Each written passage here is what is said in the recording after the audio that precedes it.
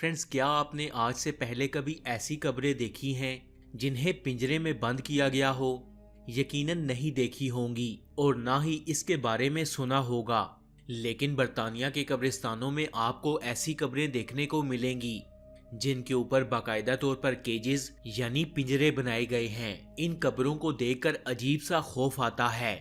आखिर इन कब्रों को पिंजरों में बंद क्यों किया गया, ये हकीकत जानकर आप दंग रह जाएंगे।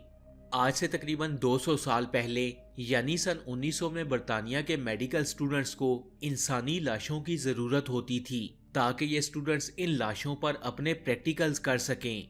स्टूडेंट्स इंसानी लाशों को चीरते और इनमें मौजूद ऑर्गन्स पर अपने एक्सपेरिमेंट्स करते। यूनिवर्सिटीज के बड़े बड़े थिएटर्स के दरमियान में एक लाश रखी जाती और स्टूडेंट्स अपनी बारी आने पर इन पर तजर्बात करते। अब सवाल यह है कि इन स्टूडेंट्स को इतनी लाशें कौन ला कर देता था? ये मेडिकल स्टूडेंट्स इतनी बड़ी तादाद में इंसानी लाशें आखिर लाते कहां से थे? फ्रेंड्स, सन 1900 में बर्तानिया के कानून के मुताबिक सजाए मौत के कैदियों को मारने के बाद इनकी लाशें मेडिकल स्टूडेंट्स को दे दी जाती थीं और ये कानून के मुताबिक था। सजाए मौत के कैदी सजाए मौत से ज्यादा इस बात से खौफ खाते कि इनके मरने के बाद इनकी लाशों के साथ इंतहाई दर्दनाक सलूक किया जाएगा। इस तरह हर सजाए मौत के कैदी को उसके मरने के बाद मेडिकल स्टूडेंट्स के हवाले कर दिया जाता था। फ्रेंड्स, चंद ही सालों में इन मेडिकल स्टूडेंट्स को एक बहुत बड़ा मसला देखने को मिला और वो मसला ये था कि इंग्लैंड के अंदर सजाए मौत के कैदियों की तादाद तेजी से कम होना शुरू हो गई। अब ना तो कैदी मर रहे थे और ना ही मेडिकल यूनिवर्सिटीज में इंसानी लाशें आ रही थीं। इस तरह स्टूडेंट्स का वक्त काफी जाया होने लगा और मेडिकल यूनिवर्सिटीज भी बिल्कुल बेबस थीं।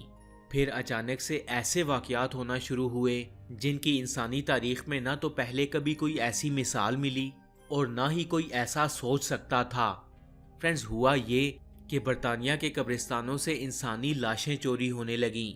जब कोई शख्स मर जाता और इसके घर वाले इसे कब्रिस्तान दफना कर आते तो अगले दिन इन लोगों को सिर्फ खुली हुई कब्र मिलती, लेकिन वो मरा हुआ इंसान न मिलता जिसे उन्होंने एक दिन पहले दफनाया था। कई लोग रातों को कब्रों से इंसानी लाशें निकाल कर ले जाते और ये सिर्फ किसी एक कब्रिस्तान में नहीं, बर्तानिया के हर कब्रिस्तान में यही होने लगा। ये लोग रात की तारीकी में ताज़ा कब्रों को ढूंढते थे और फिर ताज़ा मुर्दे की लाश को कब्र से निकाल कर मेडिकल यूनिवर्सिटीज को बेच दिया करते थे और मेडिकल यूनिवर्सिटीज इन लाशों के अच्छे खासे पैसे दिया करती थीं। सन 1900 की दिहाई में कब्रों से लाशें गायब करना और इन्हें बेचना एक बिजनेस बन चुका था और इसके खिलाफ कोई एक्शन भी नहीं ले सकता था क्योंकि बर्तानिया में मरने के बाद उस शख्स की लाश पर किसी का भी कोई हक नहीं होता था। बर्तानिया में अगर कब्र से कोई लाश निकालता हुआ पकड़ा जाता तो बर्तानिया की अदालत इसे बरी कर देती थी क्योंकि ये बर्तानिया के कानून में शामिल था। फ्रेंड्स, ये कानून बाकी लोगों के लिए एक अजाब बन चुका था क्योंकि मरने वाले लोगों के रिश्तेदार अगले रोज जब कब्र पर जाते तो खुली हुई कब्र को देखकर उनकी फीलिंग्स क्या हो सकती हैं ये कोई नहीं जान सकता। कुछ लोगों ने अपने प्यारों की लाशों को बचाने के लिए उनकी कब्रों के नजदीक ऊंचे ऊंचे टावर्स बना दिए जहां गार्ड हर वक्त कब्रों पर नजर रखता था। कुछ लोगों ने कब्रों के ऊपर बड़े बड़े पत्थर रखना शुरू कर दिए, इतने बड़े पत्थर जिन्हें हटाना इंतहाई मुश्किल था। वहीं कुछ लोगों ने अपने प्यारों की लाशों को दफनाकर इनकी कब्रों पर बड़े बड़े पिंजरे बना दिए, जबकि इनमें से कुछ लोगों ने तो पूरी की पूरी लाशों के ताबूतों को लोहे के पिंजरों में बंद करना शुरू कर दिया। इसके बाद बर्तानिया के हर कब्रिस्तान में पिंजरों वाली कब्रें नजर आने लगीं। ये कब्रें देखकर खौफ सा महसूस होता था। इन पिंजरों वाली कब्रों को मॉर्ट सेफ का नाम दिया गया था, लेकिन लाशें चोरी करने वाले लोग फिर भी बाज न आए।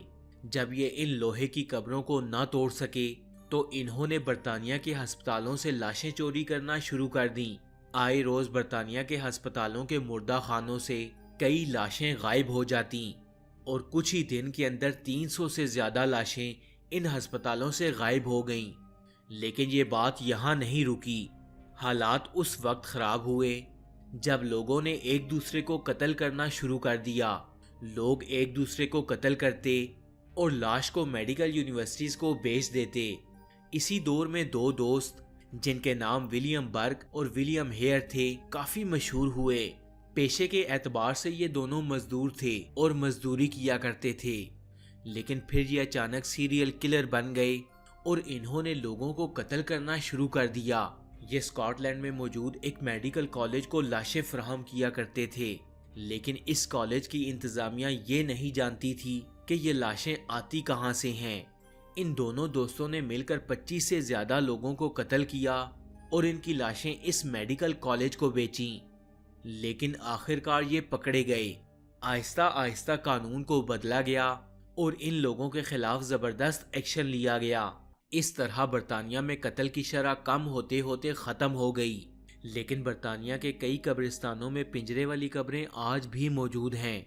कुछ तो मट्टी तले दब चुकी हैं और कुछ अपनी असली हालत में मौजूद हैं, जिनको देखते ही एक अजीब सा एहसास होता है।